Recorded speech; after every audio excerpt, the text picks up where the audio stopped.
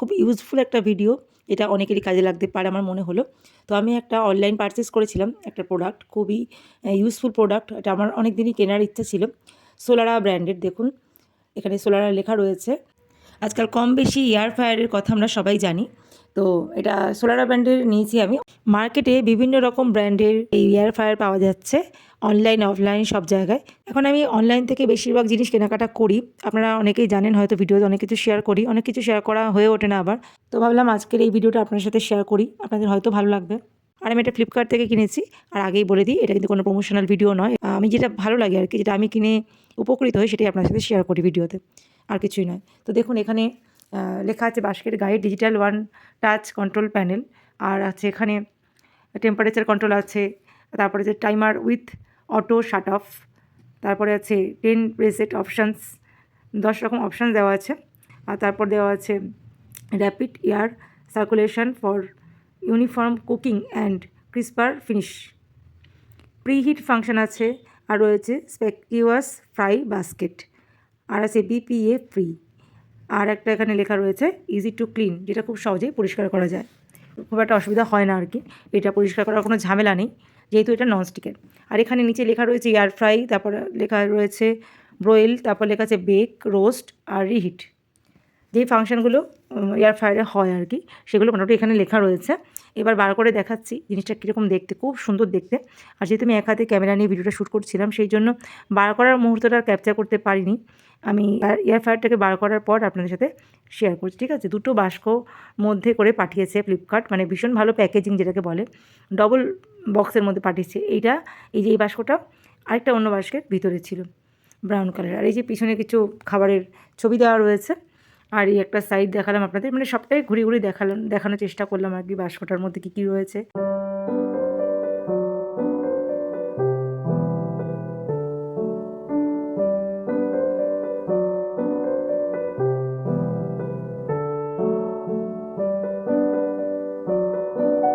দারুণ সুন্দর প্যাকেজিং ব্যবস্থা, আমার খুব ভালো লেগেছে। আর এই বক্সের ভিতর ছিল দুটো বই, একটা হচ্ছে ম্যানুয়াল বই, ম্যানুয়াল বুক যেরকম দিয়ে থাকে প্রত্যেকটা ইলেকট্রিক প্রোডাক্টের সাথে আমরা যে কোনো একটা বই পাই, ম্যানুয়াল বুক। আর এই যে দেখুন দুটো বক্স, এই বড় বক্সটা দেখছেন লেখা আছে ব্রাউন কালার, এই বক্সের ভিতরে ওই এয়ার ফ্রায়ারের বক্সটা ছিল। খুব ভালো করে প্যাকেজিং, বুঝতেই পারছেন ডাবল প্যাকেজিং যাকে বলে। আর এই বক্সের ভিতর থার্মোকল ছিল অনেকটাই, এর মধ্যে করে এয়ার ফ্রায়ারটা ওরা দিয়েছে, যাতে হাত থেকে পড়ে গেলেও কোনো অসুবিধা না হয়, সব কিছু ঠিকঠাক থাকে। খুব ভালো, মানে প্যাকেজিংটা আমার ভীষণ ভালো লেগেছে। তার ব্র্যান্ডটা আমি প্রথমবার ইউজ করবো, সোলারা ব্র্যান্ড। এর আগে তো ফিলিপসের আমি একটা ইন্ডাকশান ইউজ করেছি, তারপরে বাজাজের ইন্ডাকশান একটা ইউজ করি এখনও। তো সোলারা ব্র্যান্ডের এই প্রথমবার কিনলাম একটা এয়ার ফ্রায়ার। তো দেখি কেমন, ইউজ করার পর আপনাদের আবার রিভিউ দেবো কেমন জিনিসটা। আজকে শুধু জিনিসটা কীরকম সেটা দেখাচ্ছি, তারপর কী করে এর মধ্যে কুকিং করতে হয় সেটা নিশ্চয়ই আপনাদের সাথে শেয়ার করব। আর এই বইয়ের মধ্যে সব কিছুই লেখা রয়েছে যেরকম থাকে। তো এখানে 3টে দেখতে পাচ্ছেন, 3 রকম ডিজাইনের পাওয়া যাচ্ছে। আমাদের ফার্স্ট যে ডিজাইনটা রয়েছে সেটা আমি নিয়েছি আর কি।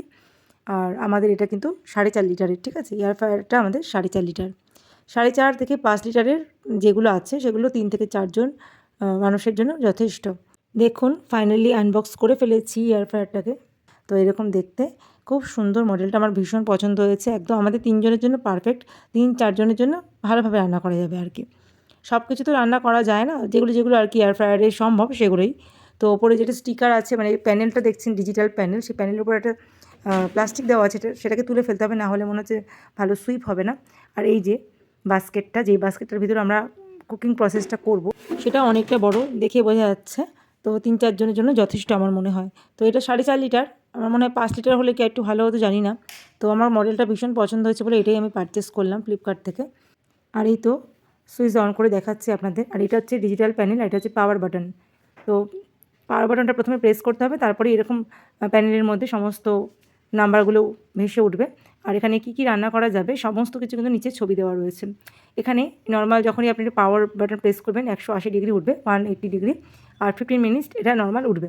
এবার আপনারা আপনাদের প্রয়োজন মতন মাইনাস প্লাস করে ডিগ্রিটাকে বাড়িয়ে কমিয়ে দেবেন, বা সময়টাকেও, টাইমটাকেও আর কি বাড়িয়ে কমিয়ে দিতে পারেন। এটা ইউজ করা ভীষণই ইজি, আমার মনে হলো ভীষণই ইজি, যে একবার দেখবে সেই পারবে, কোনো অসুবিধা নেই। আর বইয়ের মধ্যে তো সবটাই দেখানো আছে, কোন রান্নাটা কত ডিগ্রিতে করা হবে আর কতক্ষণ টাইম লাগবে, এই বইটার মধ্যে কিন্তু সব দেওয়া আছে। আর এই যে স্টিকারটা তুলে দিলাম, তার কারণ ভালো সুইপ হচ্ছে না আমার মনে হলো, বারবার প্রেস করতে হচ্ছে, সেই জন্য উপরের যে স্টিকারটা তুলে দিলাম। তো দেখুন চকচক করছে একদম। আর এই যে বাড়াচ্ছি কমাচ্ছি আমি, এটা টাইমারটা আমি বাড়াচ্ছি কমাচ্ছি।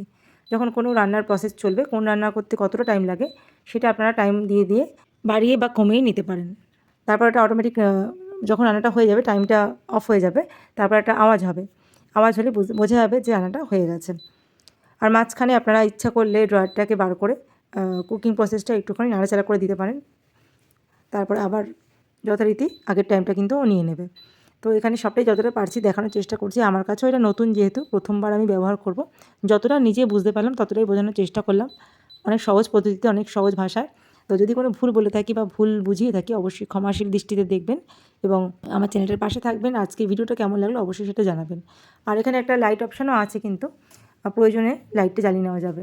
তো এখানে সবকটা এখানে অপশান দিয়ে দিয়েছি। দেখুন এখানে কোথায় চিকেন, মানে কোন অপশানে টিপলে চিকেন রান্না হবে, মাটন, তারপরে এখানে চিংড়ি মাছ, মানে ফিশ যখন ফ্রাই করবেন ফিশের অপশান দেওয়া আছে। একদম ওপরে কর্নারে প্রি হিটের অপশান দেওয়া রয়েছে। আর ওখানে দেওয়া রয়েছে যে কোনো ধরনের মাংস কী করে রান্না করা হয় সেই অপশানটা ক্লিক করতে হবে। আর এই যে বেকিংয়ের অপশান দেখুন, এখানে এটা প্রেস করে বেকিং করতে হবে। আর এখানে ভেজিটেবল রয়েছে দেখলেন। আর ওই যে পাশে একটা লাইটের অপশান আছে, সেটা প্রেস করে লাইটটা জ্বালিয়ে নিতে হবে। আর ওই ওপরে একটা দেখছেন এই যে পাওয়ার বাটনটা প্রেস করে এটাকে অন করতে হবে প্রথমে। তার উপরে যেটা আছে সেটা হচ্ছে পজ বাটন। ওই পজ বাটনটা প্রেস করে রান্না চালু করতে হবে। আর যখন রান্না থামাবেন তখন এই পজটাই প্রেস করতে হবে। তবে সবার শেষে একদম পাওয়ার বাটনটা প্রেস করে অফ করে দিতে হবে। খুবই ইজি। তো ফ্রাইং কুকিং যেগুলো, মানে ফ্রাই হয় যেগুলো, সেগুলোই এয়ার ফ্রায়ারে হয়, নামটা শুনেই বোঝা যাচ্ছে। তো উইদাউট অয়েলে রান্না করা যায়, এটাই আর কি। তো আমি অনেক ভিডিও দেখে তারপর কিনেছি এটা। তো সব ভিডিওতে দেখা যাচ্ছে অল্প একটু তেল ব্রাশ করে কুকিংটা করা হচ্ছে। তো একটুখানি তেল ব্রাশ করে রান্না করলেই ভালো আমার মনে হয়, সুন্দর ভাজা হবে। একেবারে অল্প তেল লাগে, আর তেল ছাড়াও করতে পারেন, তবে অল্প তেল দিয়ে আমার মনে হয় বেশি ভালো। আর এই দেখুন এই বাস্কেটের মধ্যে একটা ট্রে রয়েছে। এই ট্রেটার মধ্যে আপনারা যে কোনো রান্না করতে পারেন। ট্রের মধ্যে দেখুন অনেক ছিদ্র দেওয়া আছে। এই ছিদ্র দিয়ে কিন্তু এয়ারটা মানে গরম হয়ে চারিদিক থেকে কিন্তু রান্নাটা হবে। আর ওই ট্রেটা কোনো জায়গায় কোনো রান্নার ব্যবহার নাও হতে পারে, তখন ট্রেটাকে বার করে নেবেন। আর যেই রান্নাগুলোতে ট্রেটার প্রয়োজন সেটাতে ট্রেটা বসিয়ে নেবেন। তো ভীষণ পছন্দ হয়েছে আমার এই কুকিং বাস্কেটটা। আর দেখুন ভিতরে কিন্তু অনেকটা জায়গা রয়েছে, তাই না? পরিষ্কার করা খুবই ইজি, যেহেতু এটা ননস্টিক। তো আপনাদের কেমন লাগলো অবশ্যই সেটা জানাবেন।